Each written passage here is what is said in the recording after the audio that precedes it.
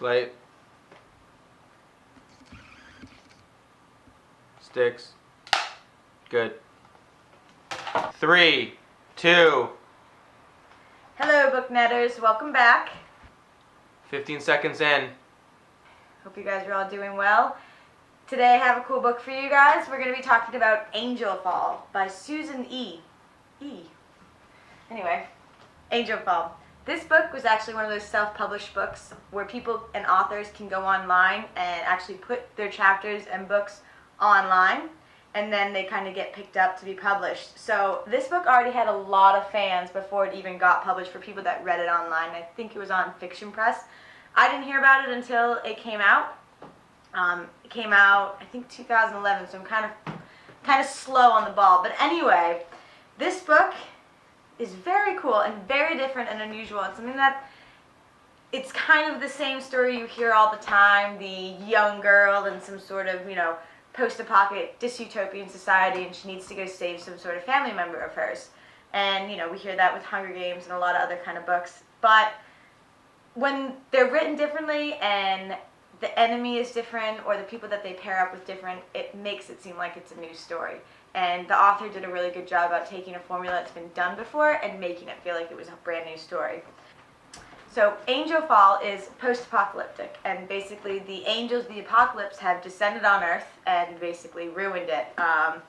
Tons of earthquakes and firestorms and thunderstorms that the angels have caused on purpose, and they've killed hundreds of thousands of humans, and now everything is just super desolate, and street gangs rule the earth basically.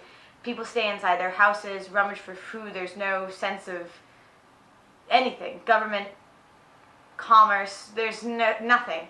And people just kind of hide out. And also the worst part about it is not only are the angels dangerous themselves, but street gangs are kind of what has, taken over the streets. And they can be really nasty because they try to steal your stuff, obviously. So AngelFall stars a young girl named Penryn. So it's kind of the same story, our young teenage female. And she, again, is also basically the head person in her family. Their father's not around. Her mother is very sick mentally and has a lot of issues with her own personal demons. And her youngest sister, Paige, is much younger than her and is handicapped. She's in a wheelchair, caused by kind of some issues with her mother. So Penryn basically has to kind of step up and help this family through this apocalypse. So one day, Penryn decides to move the family out, to move to a new place and find new things. And as they're out in the streets, they decide to go at night because even the gangs are scared to go at night because of angels and other things that are out there. And while she's out, she sees an angel, and which is very rare. She sees an angel, she sees a couple angels, and she sees one angel being attacked by about 5 of them. And she sees them cut off the wings of a certain angel and basically lead him there to die. And as that happens, they notice Penryn and her sister Paige, and they actually take her sister Paige away with them and fly off. So Penryn has a couple of problems. There's an angel lying dead real close to her, which is not really somebody she wants to help because, hello, they kind of caused the apocalypse, and people aren't on the best terms with angels. But also his wings are there, and his wings are very, very valuable because people dislike angels so much they'll do anything for a piece of them. So she wants to find her sister, and she doesn't want to help this angel. But the only way she feels that she can find her sister is with the help of the angel. So Penryn decides to take him captive and lock him up, and from that kind of point on, they go on a journey together. The angel himself wants to get back to where all the angels are because he wants to be able to put his wings on. And she wants to go where all the angels are to help rescue her sister, Paige. And the story kind of goes on from there. Lots of stuff happens. I mean, basically the story takes off from page 1 and it keeps going. Nothing is ever slow. It's them on a journey. They have to go from Silicon Valley to San Francisco on foot. They go through the woods. They meet people in the woods. They meet other things in the woods that aren't so good. They have a very different type of relationship because they end up having to need each other to get what they both want, but they're not fans of each other. I mean, Penryn is definitely anti-angel stance from everything that's been happening in the world, and it's basically all the angels' fault. So she doesn't want to have to get along with him, but she realizes that he's the only way to get Paige back. And the book kind of goes from there. It's pretty much a journey, like I was saying, and they reach their final destination. And to me, the book was so good the whole time because something was always happening. It was fast-paced. But the book itself didn't compare to its own ending. Its own ending was out of this world. It was amazing. I mean, once they finally get to their destination, things really start kicking in.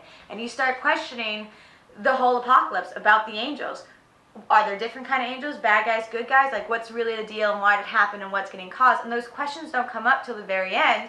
And now all of a sudden you've got all these questions and you're dying to find out what it is. And it's the last 100 pages and you're just racing through them. And it gets creepy and dark and everything happens in the end and everything is so good. And she's really smart because she wrote this book that you like the whole time and that you're going, yeah, we'll definitely continue the story and I really like it. And then you get to the end and you're like, oh my gosh, I just need the second one right now. So I think online I rated it as like a 4-star and basically 4 stars for the whole book, like 10 stars for the last 100 pages. I mean, it really kicks it off to a whole nother level. And anybody who likes kind of creepy kind of stuff, right up that alley.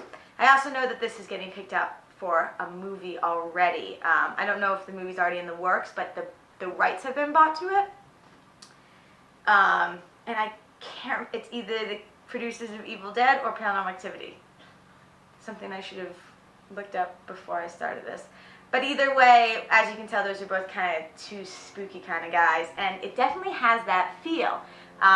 A lot of YA dystopians with young girls, they're all kind of dark. Nothing's really bubbly anymore because we kind of like the grit. But this was like spooky kind of dark. Like it starts getting weird and horror kind of status. So that was really cool about it. The angel thing, I haven't really read too many books about angels as far as the apocalypse goes. So that was a nice change with the whole apocalypse trend that's going on. And this spooky kind of creepy stuff in the end is just totally worth it and you have to get there. So, AngelFall. Highly recommend if you're into kind of spooky stuff. And obviously, if you love all those, YA dystopian stuff, you got to check it out.